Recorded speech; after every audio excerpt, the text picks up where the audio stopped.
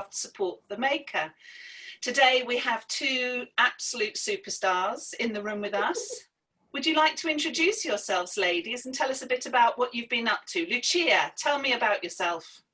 Hi, I'm Lucia from Lucia Fig Tree. As you probably know, I'm already a blog star of Stylecraft, but I also do a lot of collaboration with other designers. And one of my last adventures is, which I really enjoyed, is working with Tinna. And that's why we're here. We are here to talk about our endeavors and what we've been doing in these past few months. And can't wait to hear all about it. Yeah, absolutely. Yeah. And Tinna, tell me about yourself. Yeah, hi, I'm Tinna. I'm from Iceland, and I've been crocheting since I was a kid.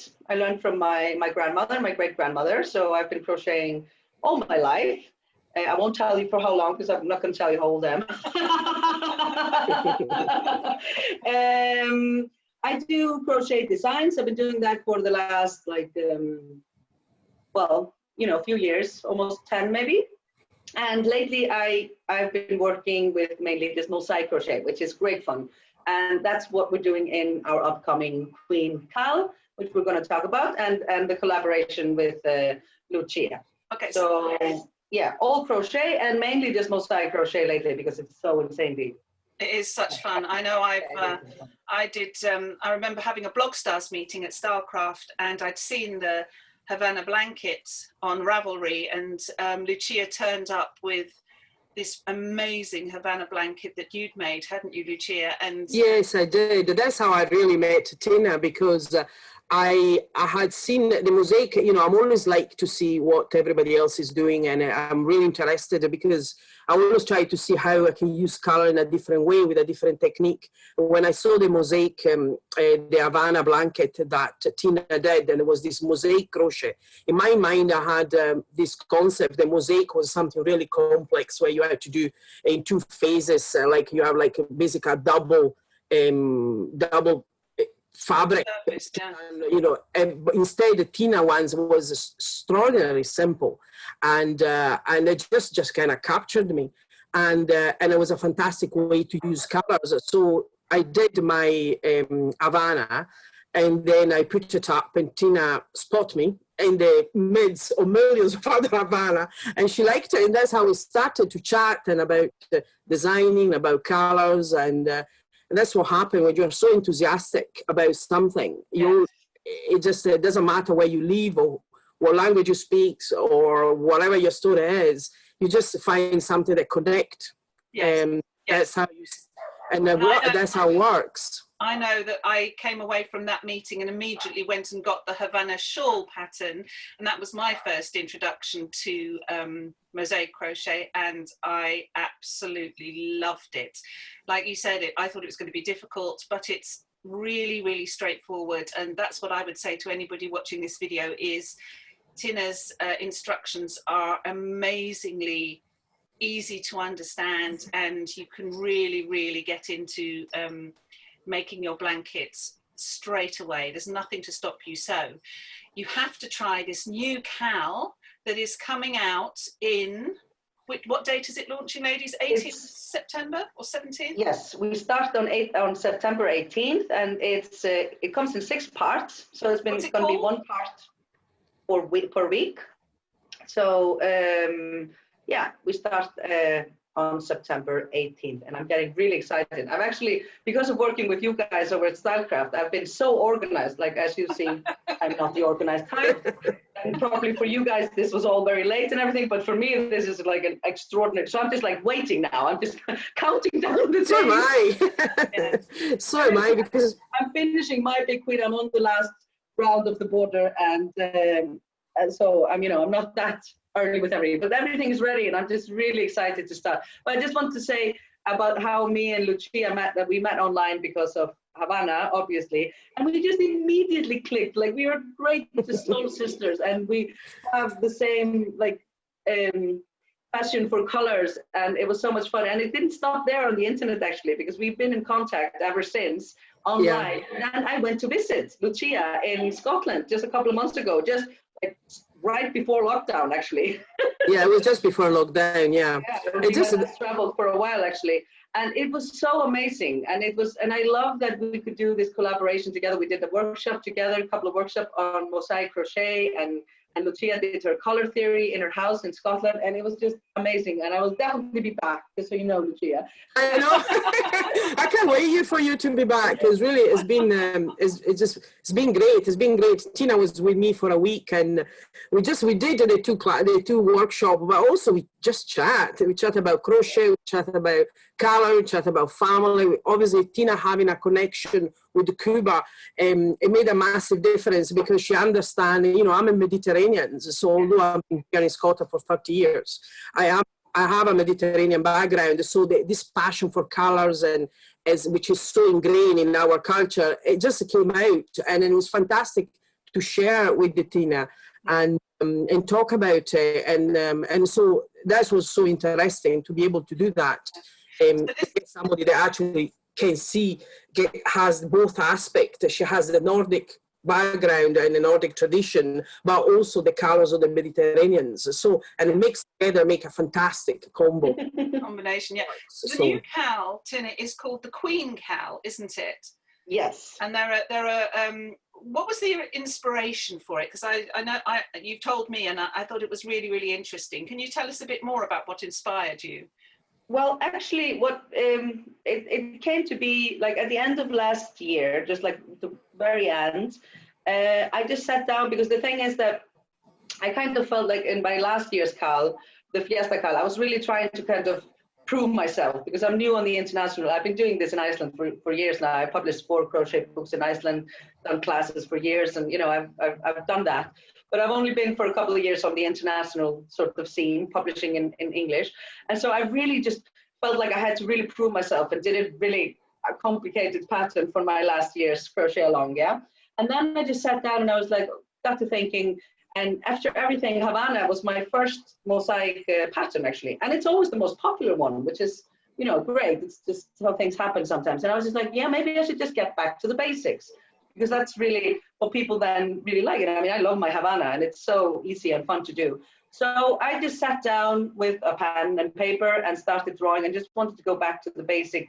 Because what I like about patterns is when they lead you on, because that's what I was taught as a kid. Like, good patterns lead you on, and you don't have to think so much. It's something beautiful and decorative, but it's also, you have to think it from the point of view of a maker. You know, because I'm a maker, I'm a designer, yes, but in my heart, I'm a maker. Yeah, I like to make things for the house and for my family and everything. So you want patterns that kind of lead you on, and that are simple, but also, you know, pretty. So I just started drawing, and you know, it's a diamond shaped pattern, and I just started with small diamonds, and then I just kept going, and I have like this long line of papers that I just would tape together, and just kept going, and it just came to be in one night actually. And then I thought it was awful, and you know the whole process of not believing in yourself. You know, you go through all those. Yes. And then actually I went to see the Harley Quinn movie with my son, like in January or February or something. And she's such a cool lady, and she's doing this whole thing, right? And that was kind of what got me jump started, and I took it back out, and then I finished it, and I added actually a little heart into it as well, as a tribute to her. Yes. Yeah. And so originally the name of the pattern was the Queen of Diamonds, which was sort of like Harley Quinn, yeah. But then it was too long, and it just got shortened down to the Queen. So, and it's really the other thing that I wanted to do with this pattern, and you stop me if I talk too much, or you try. Try. That's a good one. I wouldn't dare. The other thing that I really wanted to do with this pattern was to have, it comes in 3 versions, yeah? So the first version is that one that I just drew up that night. And it's very simple. It's just like a diamond grid that has different sizes of diamonds that all kind of connect. And then there's another version where I added some little designs inside of some of the diamonds to make it a bit more intricate. But then what I really like about this pattern is that it's interactive, because that's my whole mission in life really is to get, because I'm always doing crochet classes, and I get all these beautiful women doing crochet, and they're always working with patterns, which is grand, and obviously for me, being a pattern designer. But I want people to get creative. Like, that's really, for me, take ownership. Crochet is my creative outlet. And I think everybody has this creative force within them. Sometimes you just have to push people a bit and maybe, you know, tug a bit at it so that they let it go. So the Queen is actually an interactive pattern, what I want to call an interactive pattern. So you yourself can do, the third version is called the Adventurous Queen. And so I give you all the grids and all the basics. So I've done the leg up, like the leg work. You say that, yeah? Yes. Yeah. I have all these different patterns that you yourself can decide on how you arrange them inside of the grid. So you really can make it your own. And it was actually a great inspiration. When I went to go to see Lucia, I showed her this. And like I said, it's all the creative process, you know, at some point you're always thinking, oh no, this is rubbish, it's not good, I'm not going to do anything with it. And Lucia was the one that really cheered me on when I showed her about. So come on, it's absolutely brilliant. That's what you're talking about. It's absolutely brilliant. And she was really so excited about it. So that was like a second bump to cheer me on and to get me to finish it, really. But I'm really, I mean, you have the simple Queen, which is beautiful for, you know, I've made one of those as well, and that's grand. So for the beginners, maybe that's a more appropriate thing. But then for the people that are a bit more adventurous and want to make something really be their own, you know, besides obviously choosing the colors and the size and what have you, but you really can make it your own. And I'm so excited about that. So we will have lots of different types and, you know, people really expressing themselves and getting creative crochet, which is what we want, what I wanted to do. Yes, I can't wait.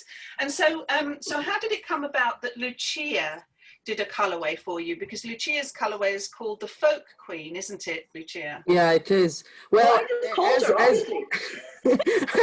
she took me. She convinced me. No, she didn't convince me. I just jumped because I saw the pattern and I thought, this is fantastic. Exactly what Tinna said. This idea that is so versatile that you can do what you like with it, and that's why I like the possibility to see my colors in it or somebody else's color in it, and how this blanket change. And then there is some project that you can't really do anything about it because they are as perfect as as themselves. So design is very strong, and even if you change color, will not make a big difference. And then there is project like Tinna ones where it makes extraordinarily different blankets just changing color. And this idea that you can also change how the grid works or change the position of these diamonds along the blankets make an extraordinary thing that you can do what you like, you can suit it.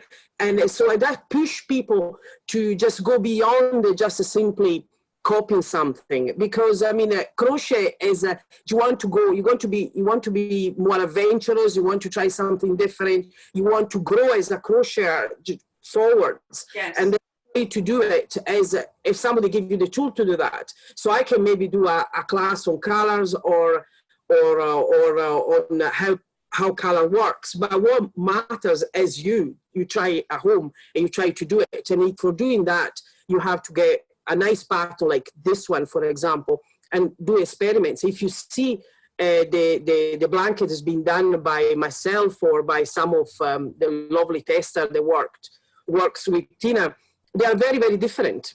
Yes. Personality, and that's not just because the yarn is different or whatsoever. It's just the personality of the person that's crochet the blankets comes out. And this is very interesting because, for example, I saw there is some done in Lopi, in Plot Lopi, and the color with this brown, beautiful sort of healthy sheep colors is completely different. Although the design is very similar because it's the same diamonds or whatsoever, it's completely different from mine, which is burst colors to the seam. So, although it's the same design, so that's where this blanket is so interesting. That's why I found it really, really exciting, because to color in a project of somebody else, first of all, is a huge responsibility. It's a huge responsibility. Oh, would you color it? I say, oh yes, of course I would. And then we were all, unfortunately, with all this pandemic, we were all at home, and I started to say, oh, for goodness sake, because Tinna, everybody knows Tinna, so you can't really come up with a blanket that's not going to do the cut, because otherwise, I mean, you just embarrass yourself of all the whole wide world, which you really don't want to do that. So, but I just loved making it. I really did. And I have to say, normally when I do a coloring, because I did some coloring for Jane Crow, like my Eastern Jewels version of Jane Persian Tiles, or the Frida, the cow, there was a Stylecraft cow, which we recolored, they call it Frida Primavera. That was, in a way, was easier because the design was so fixed. So go up to a certain level, you could change, but the design and geometry of Jane work was very obvious there, regardless of the change of colors. Where Tinna, the responsibility is, because Tinna is so fluid, the design is so fluid that you can change, you can add little hearts, like she said, or whatever.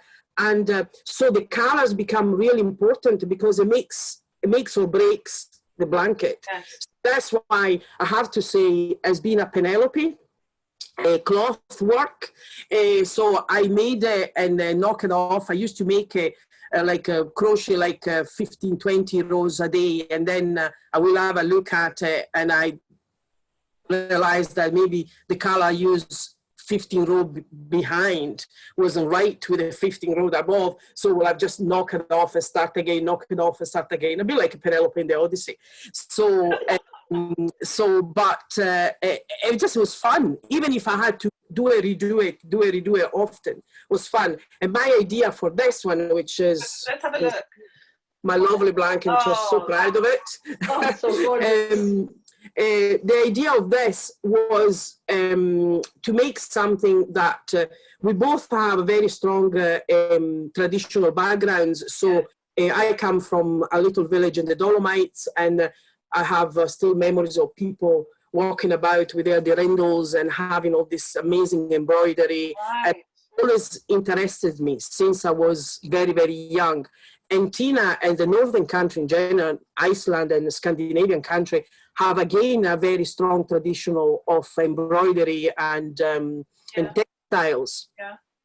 So, and I wanted to create something which connected our two backgrounds, you know what I mean, like the Icelandic background of Tinna and mine, and then say how we got so much in common, you know what I mean? Regardless of where we come from, we still have this textile culture in common, and it's not just between Scandinavian or northern country and Italy or Mediterranean, but also between Scandinavia and India or whatever, South America or everywhere.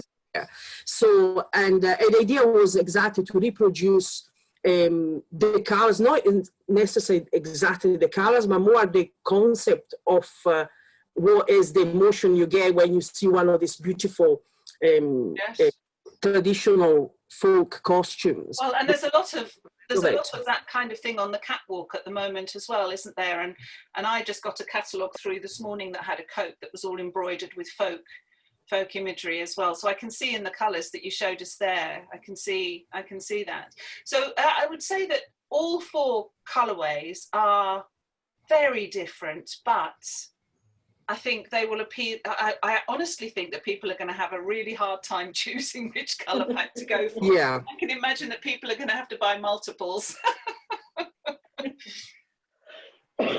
I would just like to add to this that even if Lucia is saying that she was nervous about this, I was not nervous at any point. The first call I made when I was thinking, because I never done kits before, I don't really, I would want people rather to choose their own colors, if I'm being completely frank, sorry, but so, but I decided to do kits for this, and the first call I made was to Lucia. I was just like, hi, it's me, I have a pattern, please, please, please do your color magic. So I was in no way worried about this. Maybe this is why you were so nervous, because I was so cocky that I was just like, yeah, exactly. You're gonna kill it.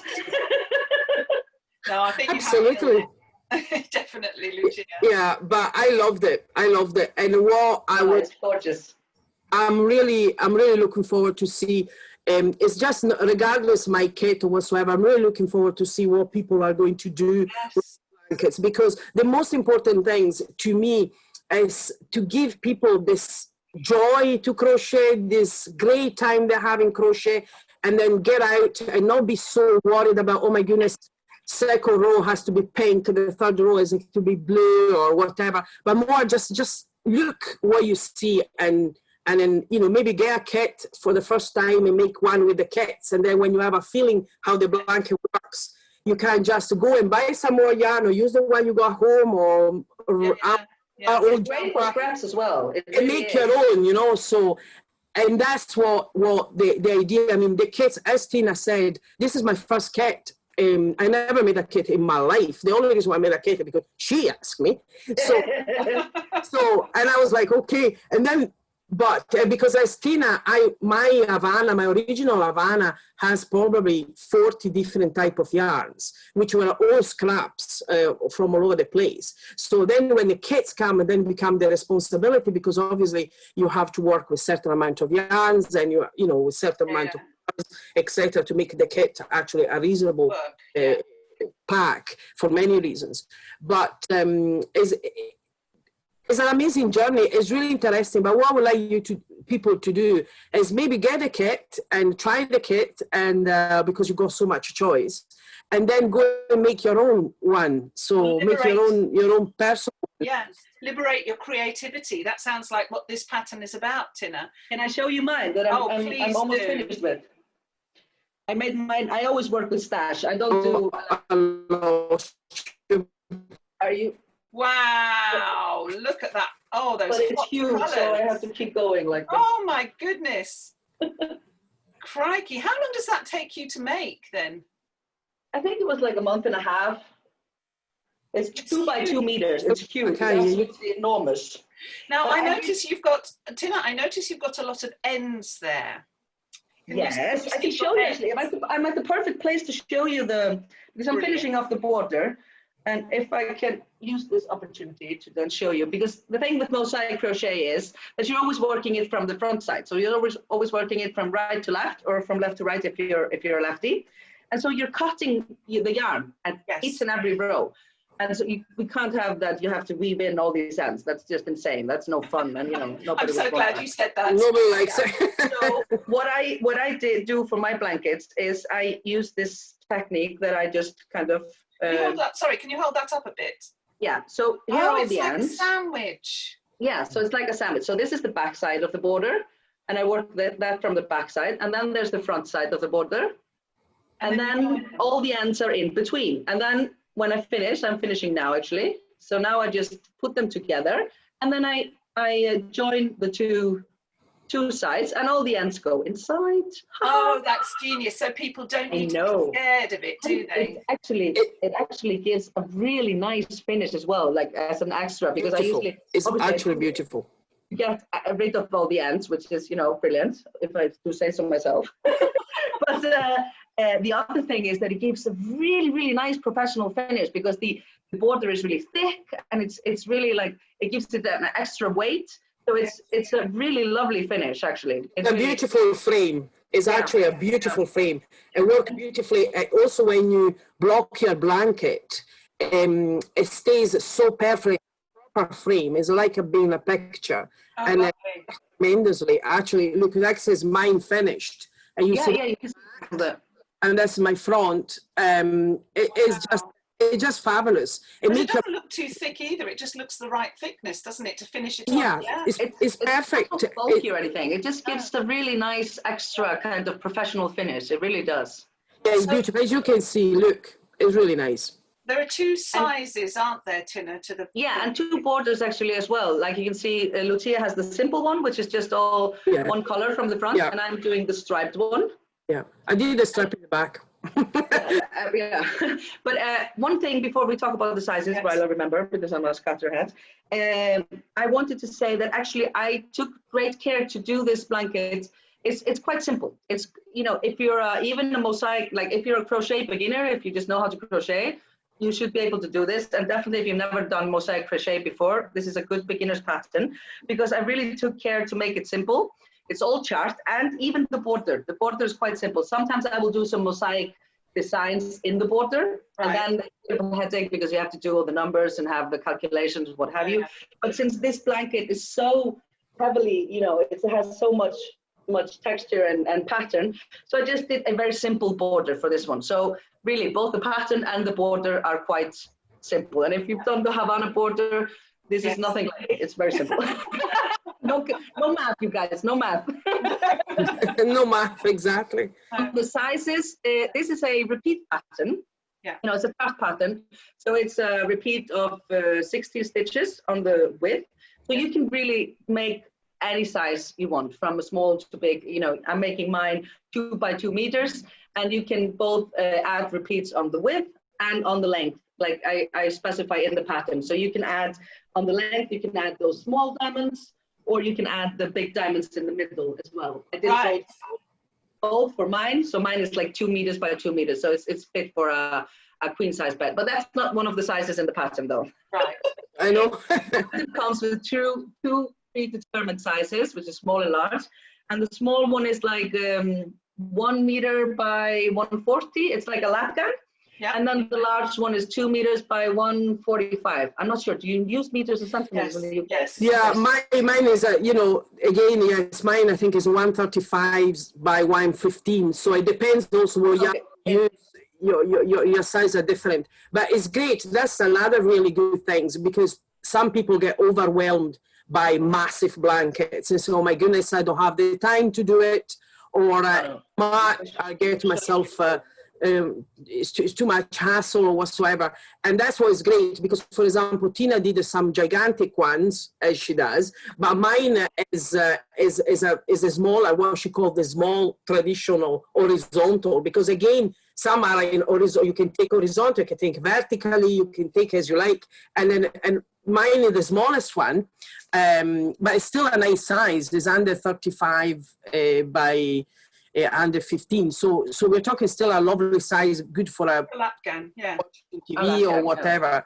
Yeah. And I did a video, one of my kids using it as some sort of cape.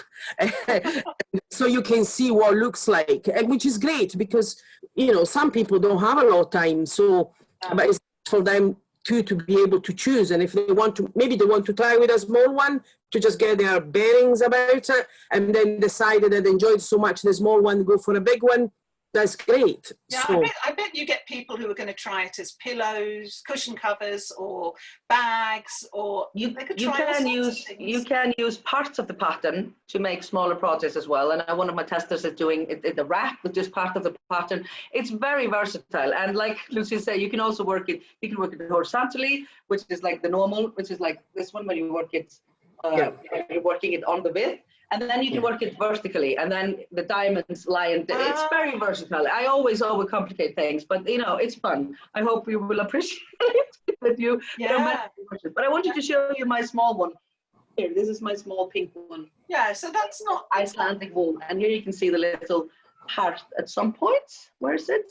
There you go. There you go. So this is just a simple queen. So you can see all the diamonds are just blank. Yeah. And then in the other ones, you can, you know, fill in the diamonds as you like. I made this one with Icelandic wool. That's what we always use. Like, since when I was a kid, we just use wool here. It's all 100% wool. It's the cheapest yarn. Everybody uses it. Like, I was, I think, 25 before I tried anything else. Yeah. But so this is the small size, which is great for a sort of a small sofa blanket. Yes, a good size. You can make various, but the only thing that is, because it is quite a large, you see, pattern, like when it goes back and front, so you can't really make very small blankets with it. That's the only thing that I can admit that, you know, because it has quite a lot of pattern. But you could do maybe a baby blanket if you just use very fine yarn, for example. Yeah. But I think this is in DK. It's perfect in these two sizes. One is like for single beds, or a nice sofa blanket, and this is the lapcan. And then you can really make your own size. And I explain all of that in the pattern. And again, I think it's, you know, it's so important that, you know, obviously you want to be able to follow instructions, and I do try to make my patterns so that everything is very clear. But, you know, you're the boss, you know, you can decide on the size, you can decide on the design, you decide on what colors you use. It's perfect for scraps as well. You know, it's really up to you. And so, you know, that's what I most like to see, that you make it your own, and you can, it's very versatile. I can promise you that. Let's recap on the dates. The first part is on the 18th of September, and it runs for how many weeks, Tinna? 6 weeks. 6 weeks. Yeah. And so where do people get the pattern from? From Ravelry. Okay. So I have a Ravelry store, and I decided this time just to have it on Ravelry because it's the most professional platform for me. It's easy to update, and so you just buy. It's a paid cal. Yes. But it's on half price during the cal, so it's for $5. I don't know what that's in pounds, like four something or four. Yeah, so it's half price. It's half price during the cal for $5, and then when the cal ends, then it'll go on full price for $10. But you just buy it once, and you get all the 3 versions, and obviously all the updates. Always, each week you get the updates with the pattern. Then I will include like a file for the Stylecraft, the SSDK kits. So I will do like a breakdown of the rows also there, how we arranged it in the 3 colorways in the special DK, yeah. But really, it's so much fun to play with the special DK colors from Stylecraft, because there's so many of them. Amazing range of colors. So I really want to, like, obviously kids, great. If you want the kids, if you like the kids, that's perfect. But if you have a stash of Stylecraft DK and or want some other kinds of colors, you could follow just the arrangement of the colors, the way that we're breaking it down per, rows, and, go with some other colors, because we have Tequila Sunrise, which is like pink and yellow, and then the Oceania, which is blues. But if you want green or if you want purple, you could really make your own sort of Stylecraft DK kit very easily by following the placements that we have. You could have some real fun with that shade card. Yes. Yeah. I'm hoping to see some very colorful ones. Oh yeah. So now this project is not over, but your work is almost done on this. Are you planning any future collaborations, or are there any other projects that either of you have got on the go, or anything you can tell us about? You're also exhausted from this one. Lucia is my sister. We will do something great in the future, always. Absolutely. Absolutely. I can just tell you before. I haven't talked about this to Lucia, but of course. Heard it here, folks. Of course, we'll work together. No, what I was trying to say, although it's our livelihood, we just really like to crochet. We just like to talk about it. We will, we don't have. It's not like a sort of business, right? Okay, this year we do that, next year we're doing this and that. We just play by the ear and see what Tinna comes up, and hopefully with each other soon. Once I can travel or Tinna can travel, and we certainly will do something together, because this, as a collaboration, it goes beyond just the crochet. It's just friendship. So, and we just like, as she says, sisters. Oh God, I bet it's killing you seeing each other and not being able to give each other a hug. I know. Not by messenger, by video chat, it's fine. Yeah, I know, exactly. The things I miss more, I saw all my family miss, is Tinna laugh, because Tinna most infectious things ever, and the kids always say nobody laughs like Tinna. It's been wonderful to chat to you ladies today, and to see how amazing your creative collaboration is, and I'm expecting amazing things in the future as well, but I can't wait to get going on Queen. Are you making one? Oh yeah, I'm definitely doing. You're on video. You're recorded. I'm definitely We're all watching you, Juliet. Exactly. So after the 13 whips that I've got sitting in the basket behind my chair in the living room, yes, I'll be doing one. I just wanted to ask you both for a top tip for crochet. Do you have a little tip for crocheters? Tinna, do you have a tip, or some technique that you use that you would never be without, or? I think, wow, that was a bit, you surprised me a bit. I think the one technique that I use the most, and I am happy when I do it each and every time, is the invisible join. So it's when you finish a round and then you don't do the last stitch, but you join with the, should I show you? It's not good to just tell about the technique. So the invisible join. Do you have a video of it on your? I use it in when I show how to do the double border. Okay. So you have it on YouTube, and I will be doing tutorials for all the queen style parts as well. So I'll be showing you that there. But that is, I think, was the like if it's just one thing that I can choose, I think it's the invisible join. So at the end of the row or at the round, then you can join, and it looks just like perfect. It just looks like an almost finish. It doesn't look like a spiral. And it's because I'm a you know, bit of a, you know, wonky hippie kind of a person, but I do love neat finish. Neat finish is like, that's my very satisfying. That's my happy place. Lots of colors and neat finish. And Lucia, what about you? Well, obviously, I'm not a technical person, so my tip is about colors. So I would suggest everybody to do one of this. This is basically when you choose your color. If you choose your colors, just put your colors in a little wooden. These are like presents tags, or luggage tags, or whatever you want to call it. And use this, and just pick up your color, wrapped up in one of this, and this is great because you can now these are tied up together because so I don't lose them, and you can remember what you use for your blanket. You can use one of the blank ones. This, for example, is called the Queen Cow. You can use one of the blank one to put the hook you used. How much yarn have you used or whatsoever, or the pattern of this specific color recipe is for, and then you remember what yarn you use, especially if you have a lot of project on the go at the same time. Sometimes, you know, you start something and then you leave it sitting there for a while, and then when you go back to pick up your project again, you can't remember. Well, this happened to me, but I'm old. But in general, you can't remember. Hey, what hook you use? B, what kind of yarn was that? Or what you were decided this color for. So it's really good, and I really recommend it. And it's just they cost pennies, but they make a big difference. So especially if you do a lot of work. So just do one of this little. Brilliant. Colors. And also what you can do also, if you do stripy work and you want to try to see how the color wash together, you can take them off the string and play with the colors. So so you can create your own coordination of the colors. You can take pictures and then you can move it, so you don't waste the time making some stripes and then decide actually the color you put up doesn't really look good and you rather prefer put another one. So you can take a picture and just save time. That's going to really help people if they want to embrace their own colorway for the Queen Cow. Yeah, exactly. So pick up your colors, wrap it up on a piece of cardboard or whatsoever, and play with it. And that's my tip. That's brilliant.